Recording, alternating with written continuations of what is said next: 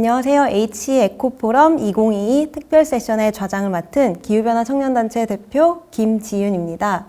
저희가 2021년 H-에코 어워드 시상식 이후 이렇게 다시 만나게 되었는데요. 사실 그때 시간이 부족해서 미처 개인적인 얘기는 많이 못 나눴던 것 같아요.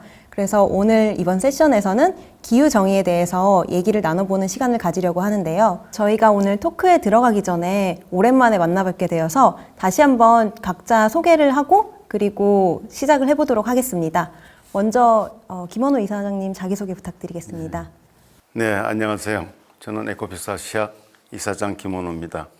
온전한 생태계로 돌아가는 지구를 염원하는 저희 에코피스 아시아는 황사와 사막화를 막고 좋은 생태계를 회복하는 사업, 그리고 탄소 흡수원으로 주목되는 브루카본인 앵글로브 숲을 복원하는 사업, 필리핀 열대 우림지대에 유기농 혼농업 임업을 통해 주민의 역량을 강화하는 사업 등을 통해서 환경 정의의 관점에서 기후위기 취약계층을 위한 기후변화 완화 및 적응 사업을 실천해 오고 있습니다.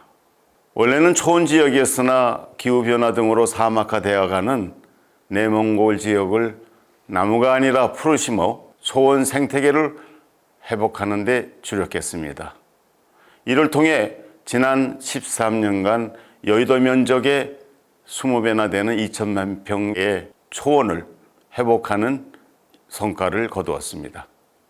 나아가서 화전농업으로 파괴되고 있는 열대우림, 그것을 살리고 하루 1인당 1달러 미만인 가난한 농민들의 화전을 하지 않고 살아갈 수 있도록 하는 유기농 혼농 임업을 가능케 했습니다. 앞으로도 에코피스 아시아만의 기후 렌스를 통해 개발한 인간과 생태가 상생하는 지속 가능성 시범 모델로서 친환경적이면서도 소득증대 융합 모델인 혼농업 임업이 아시아 지역 내에서 도입되어 확대되는 날을 기대해 봅니다. 감사합니다. 네, 그럼 다음으로는 임병걸 커피큐브 대표님 자기소개 부탁드리겠습니다. 안녕하세요. 커피큐브 대표 임병걸입니다.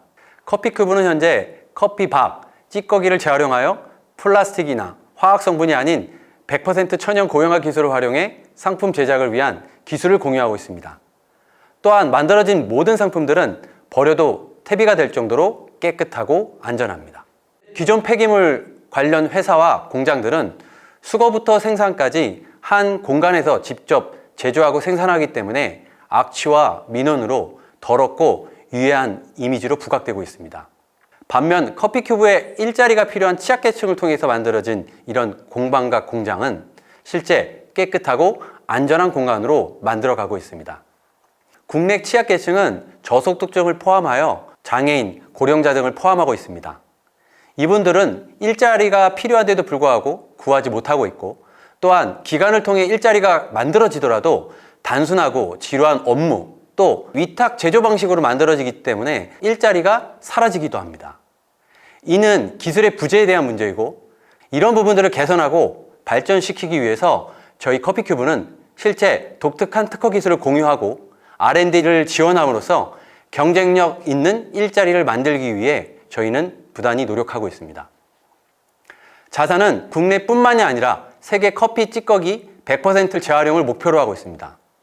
더 나아가 감귤 껍질, 오렌지 껍질, 녹차 찌꺼기, 한약 찌꺼기 등 다양한 음식물 쓰레기 전반에 걸친 폐기물을 친환경적인 방법으로 재활용하려고 나아가고 있습니다.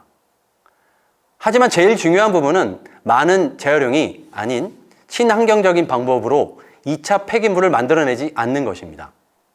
이제 우리는 그린워싱을 통한 단순한 생각이 아닌 마지막까지 지속성을 갖는 그런 환경 인식이 필요합니다. 네, 다음으로는 장성은 요크 대표님 자기소개 부탁드립니다. 네, 안녕하세요. 요크 대표 장성은입니다. 오늘 이렇게 여러분한테 요크가 하고 있는 솔라카우 프로젝트에 대해서 설명할 수 있는 기회가 주어져서 정말 기쁘게 생각합니다. 요크는 동아프리카 지역에서 아이들의 교육의 기회를 확대하고 또 각 가정에 친환경 에너지인 태양광 에너지를 보급하는 솔라카우 프로젝트를 하고 있는데요. 전 세계에 13억 명의 사람들이 전기에 대한 액세스가 없어서 케로신이라는 화석연료를 사용하고 있습니다. 사하라 사막 이남의 아이들 5명 중에 1명은 학교를 가지 못하고 있습니다. 이 두 가지의 문제를 요크는 어떻게 해결할 수 있을까를 많이 고민을 했고요. 기술과 디자인을 통해서 이 문제를 해결하는 솔라카우라는 프로젝트를 시작했습니다. 솔라카우는요, 이 개도국 오지의 학교에 솔라카우라는 태양광 충전 시스템을 설치를 하고요. 아이들에게 이렇게 우유병 모양의 배터리를 나누어 줍니다. 아이들은 이 솔라카우 밀크라고 부르는 배터리를 학교에서만 충전을 할 수 있기 때문에 매일 아침 학교에 배터리를 가지고 오게 됩니다. 아이들이 배터리를 충전하는 동안 아이들은 공부를 하고 친구들을 만나고 선생님을 만날 수 있게 되고요. 아이들이 공부하는 동안에 충전된 이 배터리는 아이들이 학교 갈 때 가져가서 집에서 부모님의 핸드폰을 충전하게 하고 또 조명으로도 사용할 수 있습니다. 이러한 개도국 오지에서는 에너지를 위해서 사용하는 비용이 각 가정 그 평균 소득의 10%에서 20%에 달하기 때문에 부모로 하여금 아이들을 자발적으로 학교에 보내게 하는 그런 역할을 합니다. 이렇게 솔라카우는 화석연료의 사용이라는 부분과 아이들의 교육의 기회 확대라는 이 두 가지 문제를 동시에 해결하는 그런 혁신적인 솔루션인 것입니다. 요크는 이러한 솔라카우 프로젝트를 더 확산하기 위해서 어떻게 우리가 더 많은 사람들에게 도달할 수 있는지 그런 부분들에 대한 고민을 하고 있습니다. 그래서 요크가 하고 있는 활동으로는 실제 커피 농가의 소득 향상과 그리고 기후변화에 대응이라는 부분에서 함께 하는 프로젝트들을 준비하고 있습니다. 그래서 오늘 제가 그 알로 요크라는 브랜드도 함께 소개해 드릴 건데요. 헬로 요크라는 뜻이죠. 저희 회사명을 담고 있는데 이렇게 기존에는 큰 기업들이나 NGO들 그리고 UN 기구들이 이제 솔라카우의 파트너로서 참여를 했는데요. 많은 시민분들이 이런 혁신적이고 의미 있는 프로젝트에 나도 함께 하고 싶다라는 의견을 정말 많이 보내주셨어요. 그래서 저희가 커피를 그냥 자연스럽게 마시는 것만으로도 솔라카우 프로젝트에 동참할 수 있는 그런 부분들을 알로요크 커피를 통해서 소개하고 있습니다. 혁신적인 방식으로 이러한 문제를 해결하는 요크의 행보, 앞으로도 많은 관심 부탁드립니다. 네, 그럼 마지막으로 제 소개를 드리겠습니다. 안녕하세요. 기후변화 청년단체 GYK 대표 김지윤입니다. 제가 처음 기후위기를 제 자신의 문제라고 인식하고 활동을 시작한 거는 2014년부터이고 벌써 9년이 되었습니다. 네, 우리의 미래를 결정하는 건 여전히 기성세대에 있다는 것을 깨닫고 저는 당사자로서 문제를 해결하고자 개인의 실천뿐만 아니라 시스템을 바꾸기 위해서 많은 활동들을 해왔습니다. 내가 채식을 하고 싶어도 포장 없이 야채를 사고 싶어도 산채 비빔밥에 고기가 들어가고 야채는 항상 비닐에 포장이 되어 있습니다. 이는 내가 용기를 내더라도 시스템이라는 한계에 부딪혀 좌절하고 포기할 수밖에 없음을 의미합니다. 저는 이러한 상황을 관조적으로 지켜보기보다는 적극적으로 나서서 캠페인, 프로젝트 등을 진행하면서 개인의 인식 제고에 힘쓰고 또 정책 제안 활동을 통해서 변화를 이끌어 왔습니다. 2019년부터 서울 청년 정책 네트워크에서 활동을 하면서 전기차 보조금, 시금고 조례 개정 등 굵직굵직한 정책 제안들을 제안하고 통과시킴으로써 조금이라도 기후위기에 대응하는 사회가 될 수 있도록 일조해 왔습니다. 제가 활동을 시작했던 2014년 그리고 몇 년 전까지만 하더라도 기후위기 그리고 청년은 주목받지 못하고 있었습니다. 그 당시에 저는 제가 하는 활동이 기후위기 대응 활동이라고 인식을 하지도 않았고 어떤 뚜렷한 목표 없이 활동을 했었는데요. 기후변화라는 불확실하고 막막한 두려움을 무찌르기 위해서 묵묵히 그리고 꾸준히 활동을 해왔던 것 같습니다. 그렇게 시간이 흘러서 저는 아직도 기후활동을 놓지 못하고 본업과 부업 그 사이 어디선가 계속 활동을 하고 있습니다. 그동안 외부에도 많은 변화가 있었고 기후변화라는 단어가 이제는 기후위기로 불리고 어쩌다 보니 제가 속한 단체의 이름도 약간은 구식이 되어버렸습니다. 대내외 변화 중 가장 반가운 것은 더 이상 청년 그리고 기후위기를 낯선 의제로 보지 않는다는 것입니다. 기후위기에 대응하는 활동은 착하거나 무언가 희생을 하는 활동이 아니라 우리의 권리를 찾기 위한 똑똑한 활동이라고 생각을 해주셨으면 좋겠습니다. 이 흐름에 동참하여 미래 행복권을 찾아갈 동료, 청년, 그리고 청소년들이 더 많아지기를 희망합니다. 감사합니다. 네, 그럼 본격적으로 오늘 주제인 기후정의에 대해서 이야기를 해보도록 하겠습니다. 우선 기후정의라는 단어 자체가 다양한 계층과 이해관계를 포괄하기 때문에 각자가 정의하는 기후정의가 조금씩은 다를 거라고 생각을 하는데요. 내가 주목하는 기후정의는 어떤 부분인지, 그리고 그 이유는 무엇인지에 대해서 각자 좀 말씀을 나눠주시면 좋을 것 같습니다. 먼저 김원호 이사장님, 기후정의란 어떤 것일까요? 네, 남북 간의 그 불평등 문제에 우리는 주목을 해봐야 될 것입니다. 전 세계 인구의 18%밖에 지나지 않는 북방부 선진국들이 세계 이산화탄소 배출량의 70% 이상을 배출하고 있어요. 그리고 또한 인구 1인당 온실가스 배출량 역시도 북반부 사람들이 남반부 사람에 비해서 5배나 넘는 양을 배출을 하고 있습니다. 이러한 측면에서 볼 때 기후변화의 원인은 선진국이 일으켜놓고 그거에 대한 결과 피해는 개발도상국이 받는 그런 형국이 됐어요. 그것은 선진국의 경제활동에서 비롯된 거니까요. 그래서 이러한 개념은 기후 양극화, 기후 불평등으로 표현하고 있죠. 그런데 아쉽게도 우리나라도 뭐 선진국에 진입이 돼 있고 우리도 역시 그 기후 악당에 속하고 있는 그런 처지에 있습니다. 예, 그래서 기후 정의야말로 상당히 시급하게 요청되는 사항이죠. 예. 네, 답변 감사합니다. 그러면은 다음으로는 임병걸 커피큐브 대표님, 혹시 어떤 기후정의에 주목하고 계신가요? 우선 저희는 커피박이라는 것을 재활용하면서 환경 보호에 기여를 하고 있다고 생각을 합니다.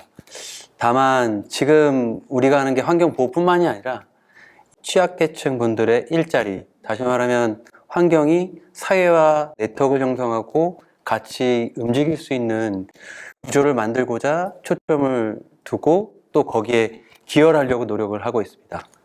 그 이유는 사회가 기술이 진보하고 또 급변하면서 또 실제 그 기술들을 아는 분들은 당연히 많은 임금 또 많은 기여를 하게 되지만 기술에 전혀 관계가 없는 분들은 임금의 격차가 커지게 되고요.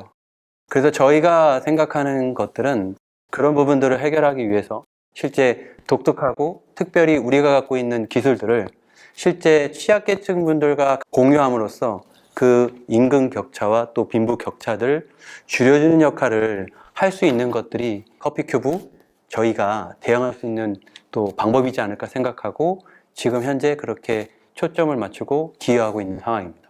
네, 답변 감사합니다. 그러면은 다음으로는 요크 장성은 대표님, 어떤 기후정의에 주목하고 계신지 말씀 부탁드립니다. 저는 그 김원호 이사님께서 말씀하신 선진국에서 발전하는 과정에서 주로 야기된 이런 기후 변화로 인해서 개발도상국의 그 또 취약계층 사람들이 가장 큰 피해를 보고 있다라는 그 부분에 전적으로 동의를 하고요. 그렇기 때문에 역으로 개발도상국 사람들의 인권과 삶의 질을 향상시키는 기후변화를 지연시키는 선순환적인 그런 효과를 내는 솔라카우와 같은 프로젝트들이 더 특별한 의미로 다가가는 것이 아닐까 생각합니다. 네, 답변 감사합니다. 다들 비슷하면서도 조금은 다른 기후정의를 가지고 있는 것 같습니다. 저는 이제 과거의 기성세대, 그리고 앞으로 미래를 살아갈 청년과 청소년들을 미래세대라고 하는데 이들 간의 형평성에 주목을 하고 있습니다. 이를 세대 간 형평성이라고 부르기도 하는데요. 세대 간의 대립을 통해서 우리가 문제를 해결하는 것이 아니라 세대 간의 연대를 통해서 기후변화 문제를 해결하는 게 더 중요하다고 생각을 하고 있습니다. 그럼 저희 다음 질문으로 넘어가 보도록 하겠습니다. 지금 우리가 하고 있는 활동들이 기후정의를 세우는 데 일조하고 있는데요. 가깝고도 먼 2030년이라는 미래에 우리는 어떤 변화를 만들어낼 수 있을까요? 먼저 김원호 이사장님부터 답변 부탁드립니다. 기후변화로 고통을 받고 있는 그 기후변화 취약 국가들이 가장 이상으로 삼는 게 대한민국 우리나라의 경제 모델일 겁니다. 기후정의라든지 이 관점에서 놓고 볼 때 기존의 경제 발전 모델은 이산화탄소를 배출하지 않으면 안 되는 형태의 모델이었기 때문에 지금부터 해야 될 것은 그 모델을 그대로 답습하는 것이 아니라 다른 모델을, 이산화탄소를 배출하지 않은 모델을 창조하는 게 중요하겠죠. 그런데 그 국가들이 그러한 재원을 어디서 확보하느냐? 이거는 선진국들이 기후변화 적응 기금이나 기술 이전이나 이런 것을 통해서 이산화탄소의 감축을 개선해 가는 것을 도와주도록 하고, 그렇게 되다 보면 2030년에는 우리가 정한 이 감축 목표보다 훨씬 더 초과 달성해서 결국에는 넷제로를 향해서 가는 중요한 변곡점이 될 것을 한번 기대해 봅니다. 네, 답변 감사합니다. 그럼 다음으로는 임병걸 커피큐브 대표님, 2030년에 어떤 변화가 있을지 예측해 주시면 좋겠습니다. 우선 저희는 기후 정의라는 것 자체가 인식이 부족했다고 생각을 하고 있고 10년 전과 지금은 다르다고 생각합니다. 물론 이제 그만큼 더 확대가 되고 있고, 또 저희는 직접 그 기후 변화, 특히 환경 보호와 환경에 대한 초점에 맞추고 있던 것들이 다시 또 사회 소셜로 들어가 일자리와 사회에 기여할 수 있는 역할로 다시 또 네트워크 형성하고 확대가 되어 가고 있습니다. 이제 다시 말하면 2030년에는 분명히 기후 대응에 대한 인식이 더욱더 많이 확대될 거라고 생각을 하고 있고, 그만큼 또 우리가 더 인식이 높기 때문에 그거에 대한 대응을 몸소 체험을 하면서 느낄 수 있다고 생각합니다. 어떻게 보면 환경보호는 환경보호대로 끝나고 또 사회는 사회대로, 세계는 세계대로 나눠졌던 이런 구조들이 실제 다 같이 모여서 네트워크를 형성해서 결국은 2030년에는 우리가 같이 피부에 느낄 수 있는 그런 형태의 대응을 하고 있다고 저는 생각합니다. 네, 답변 감사합니다. 장성은 대표님, 2030년에 어떤 변화가 있을까요? 우리는 종종 다른 도시에, 다른 나라에, 그리고 다른 대륙의 사람들을 우리와 분리시켜서 생각을 하기도 하는데요. 그리고 이때 좀 더 빠르고 효율적인 것을 추구하는 과정에서 우리는 조금은 이기적인 그런 선택을 하기도 합니다. 그러나 결국 이러한 선택들이 결과적으로는 훨씬 더 큰 비용을 치르게 하고 또 발전을 저해시키고 나아가 존재 자체를 위협하는 그런 리스크가 되어서 우리에게 돌아온다는 사실을 우리는 기후변화를 통해서 매일 느끼고 있는 오늘입니다. 이러한 관점에서 누군가의 희생을 외면하는 것이 아닌 같은 지구에 사는 우리라는 개념을 바탕으로 하는 선택들은 결국 도덕과 정의의 측면뿐 아니라 우리가 그렇게 추구해왔었던 경제적인 효율성, 이러한 측면에서도 우리를 더 발전시키게 하고 더 효율적으로 만드는 그런 인식의 변화가 생길 것이라고 생각을 합니다. 세 분 답변 감사합니다. 말씀 주신 것들을 종합적으로 보면은 환경뿐만 아니라 사회 전반적으로 더 나은 세상, 그리고 경제적으로도 더 효율적인, 조금 더 지속 가능한 세상이 되지 않을까 싶습니다. 그럼 저희 마지막 질문으로 넘어가 보도록 하겠습니다. 저희가 기후정의라는 공통 이슈로 이야기를 하고 있는데요. 앞으로 기후위기 세상에서 적극적으로 살아가야 되는 나, 그리고 모두를 위한 응원의 한마디 부탁드리겠습니다. 개인적으로는 저는 평소에 이제 음식물을 남기지 않는다든지 아니면 쓰레기 배출을 줄인다든지 하는 그런 노력을 하고 있고요. 또 저희 에코피스 아시아의 활동을 통해서 이 기후변화, 저감, 완화, 적응에 근거한 모든 일에 애를 쓰고 있습니다. 우리의 공동의 집인 바로 지구라는 것을 우리는 점점 더 뼈저리게 인식하고 있잖아요.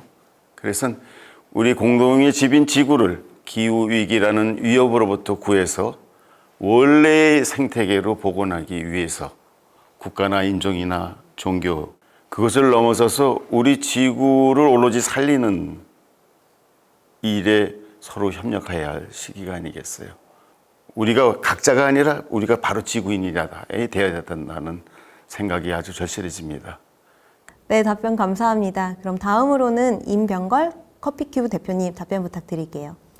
기후 위기에 대한 대응, 그리고 또 그 대응에 대한 인식이 분명히 확대가 돼야 된다고 생각합니다. 물론 이제 그게 개인과 단체와 모든 분들이 같이 확대를 해 가는 게 맞다고 생각하고요. 다만 이 표현이 맞는지 모르겠지만 티끌모아 태산, 하나가 모여 산이 되듯이 실제 저희의 희망이 모이면 분명한 좋은 미래가 된다고 생각합니다. 저는 어떻게 보면 13년 전에 커피 찌꺼기에 100g, 1kg를 시작을 했고 그것을 모아 지금은 커피 큐브라는 회사가 100톤, 200톤, 더 나아가 세계에 있는 커피 박, 찌꺼기를 재활용하여 기후위기에 대응하려고 노력을 합니다. 이처럼 한 번에 데우는 것은 분명히 없다고 생각합니다. 그렇기 때문에 한 분 한 분이 휴지 줍기부터 시작해 말씀하신 대로 정말 음식물 쓰레기를 남기지 않도록 노력하는 이런 하나하나가 모여서 우리의 분명한 희망이 될 것이고 그게 미래가 되기 때문에 모두가 실제 지금 하는 행동 하나에 대한 인식을 함으로써 조금씩 위기에 대응을 해 주신다면 분명히 다음 세대, 더 나은 미래에는 더 큰 행복, 결과가 있을 거라고 생각합니다. 네, 답변 감사합니다. 다음으로는 이제 요크 장성은 대표님 응원의 한마디 부탁드립니다. 네. 이 기후위기라는 거는 사실 너무 큰 문제잖아요. 그렇기 때문에 그렇게 거대한 문제 앞에서 우리는 좀 되게 작아질 때도 있는 것 같아요. 한 예로 저희 같은 경우만 해도 이 지구의 솔라카우 프로젝트가 필요한 사람들이 13억 명이에요. 그 가운데 저희가 얼마만큼의 임팩트를 낼 수 있을까 그런 고민을 하면 되게 한없이 작아지기도 하거든요.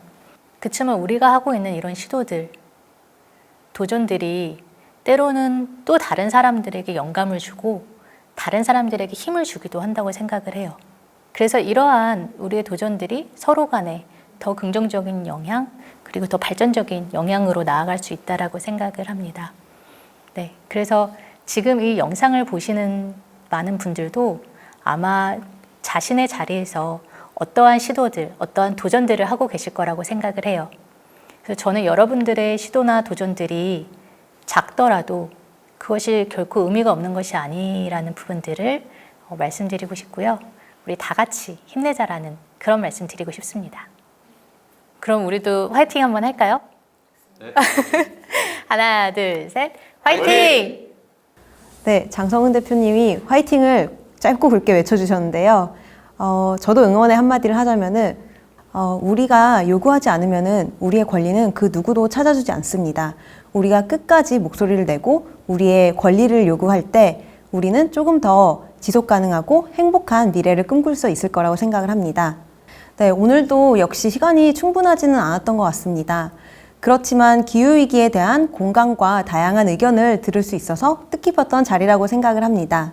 함께 해주신 모든 분들께 감사드리며 오늘 더 늦기 전에 기후정의 세션은 여기서 마무리하도록 하겠습니다. 모두 감사합니다. 감사합니다. 네, 수고하셨습니다.